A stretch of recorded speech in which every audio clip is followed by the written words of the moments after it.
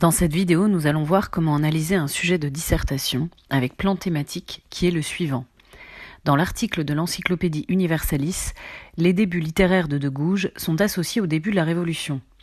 Elle se lance dans la lutte pour l'égalité des droits, où s'exprime alors, pour la première fois sous sa plume, un magnifique talent de visionnaire. En quoi la Déclaration des droits de la femme et de la citoyenne illustre-t-elle bien la lutte de Gouges pour l'égalité des droits ? Commençons par l'analyse globale du sujet. Il s'agit d'une citation exposant l'une des grandes caractéristiques de l'œuvre de Gouges dans son ensemble, la lutte pour l'égalité des droits, révélant un talent de visionnaire. La question invite à examiner en quoi la citation générale s'applique à une œuvre en particulier, la Déclaration des droits de la femme et de la citoyenne. Voyons maintenant plus en détail les deux éléments du sujet, à commencer par la citation. Elle se lance dans la lutte pour l'égalité des droits. Le verbe lutter implique une position de combat, de conflit, d'opposition avec le contexte de son époque. L'égalité des droits, l'objet du combat de Gouges, est ici un principe englobant qui inclut évidemment les femmes, mais aussi les autres déclassés qui ne disposent pas des mêmes droits.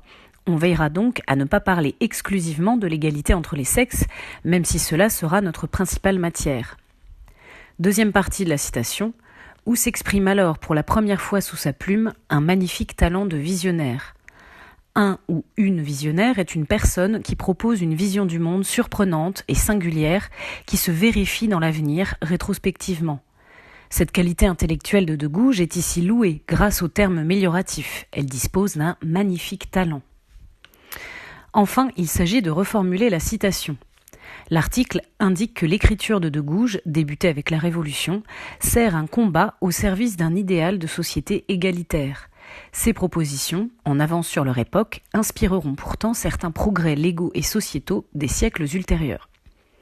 Voyons maintenant la question, puisque c'est en priorité à la question qu'il faut répondre. En quoi la DDFC illustre-t-elle la lutte de Gouges pour l'égalité des droits ? Ici, la citation est le point de départ illustratif de la question, une sorte de tremplin, puisque la question reprend certains termes de la citation, lutte et égalité des droits. La qualité de visionnaire de Gouges n'est pas mentionnée dans la question. On la gardera seulement en filigrane, en arrière-plan, dans quelques arguments, ou éventuellement en amorce d'introduction, pour montrer qu'on prend bien aussi en compte la citation, et pas seulement la question. La question est une question partielle, avec les mots interrogatifs « en quoi ?» Il ne s'agit donc pas de discuter dialectiquement le point de vue, oui, mais de le valider, de le justifier. Il faut donc donner des arguments pour justifier la thèse suivante. La DDFC illustre la lutte de Gouges pour l'égalité des droits. Deuxième étape, on va chercher des idées, des arguments, des pistes de réflexion pour justifier la thèse à démontrer. On n'oublie pas qu'il s'agit d'une réflexion littéraire. Il faut donc toujours s'intéresser aux enjeux littéraires et pas seulement au contenu littéral. On va donc chercher des pistes sur deux axes. D'une part, les objectifs. Gouges veut obtenir l'égalité des droits. De quel droit parle-t-on finalement ? Qui est concerné ? Pourquoi défend-elle cet idéal d'égalité ? Etc. D'autre part, on s'intéresse aux moyens littéraires. Il s'agit d'une lutte. Le langage est ici un instrument de combat idéologique et politique. Comment Gouges lutte-t-elle ? Par quels moyens littéraires, argumentatifs, rhétoriques ? On va lister des pistes et des idées d'abord en vrac. Pour trouver des idées, on mobilise ses connaissances sur l'œuvre, on peut partir d'exemples, de passages du livre qui nous viennent en tête pour en tirer un argument, une idée générale. Commençons par les objectifs de l'autrice, l'égalité des droits. De quelle égalité est-il question finalement ? Évidemment, on pense aux droits des femmes, puisque Gouges réclame une égalité politique, législative, judiciaire, fiscale, économique, etc. entre les sexes. On peut aussi penser à l'égalité des droits réclamés pour les esclaves affranchis, les enfants illégitimes, etc. Si nous nous arrêtons là, nous obtiendrions le plan suivant, qui serait trop pauvre et trop restreint, car le propos ne s'intéresserait qu'à l'égalité des droits, sans s'intéresser aux moyens de la lutte induits par la question. Donc, quels sont les moyens littéraires au service de cette lutte ? La première chose qui vient en tête, c'est la réécriture de la Déclaration des droits de l'homme.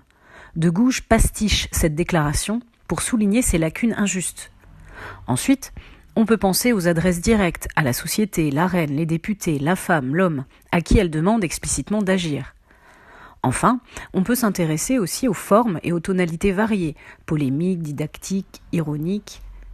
On constate donc que l'objectif de la lutte, l'égalité des droits, est servi par des stratégies littéraires et argumentatives diverses, les moyens.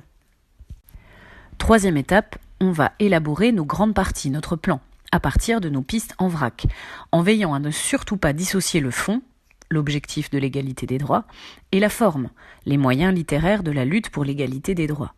On va au contraire chercher à les rassembler de manière transversale, en construisant chaque partie de cette manière. De Gouges défend l'égalité des droits, l'objectif, grâce à X, les moyens. On veille à reprendre les mots-clés du sujet, mais sous forme de synonymes, pour varier les formulations. Comme l'égalité des droits entre les sexes est l'objectif prioritaire de l'ouvrage, on va axer 2 de nos grandes parties là-dessus, en commençant par le plus évident, ce qui occupe le plus de volume dans l'ouvrage, soit l'égalité entre les sexes. Première grande partie, De Gouges lutte pour l'égalité des droits entre les sexes en pastichant et complétant la DDHC de manière visionnaire. Ici, on montrera que l'autrice reprend et complète la Déclaration des droits de l'homme en étendant les droits issus de la Révolution aux femmes et en proposant des droits spécifiques aux femmes, révélant le talent visionnaire de Gouges, comme le divorce, le droit de vote, le droit à disposer de son corps. Vous voyez qu'on n'oublie pas le mot visionnaire qui apparaît dans la citation initiale. Deuxième grande partie, De Gouges plaide pour l'égalité des droits entre les sexes en s'adressant directement à la société de son temps.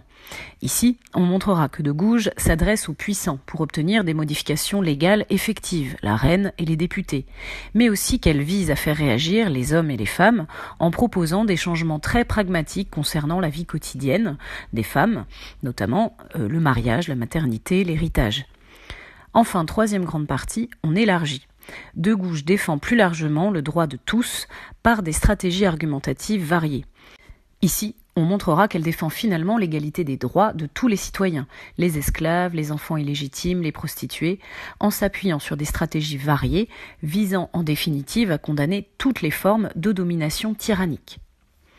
Voilà, j'espère que la différence entre le plan dialectique et thématique est comprise. N'hésitez pas à liker et à vous abonner. À bientôt.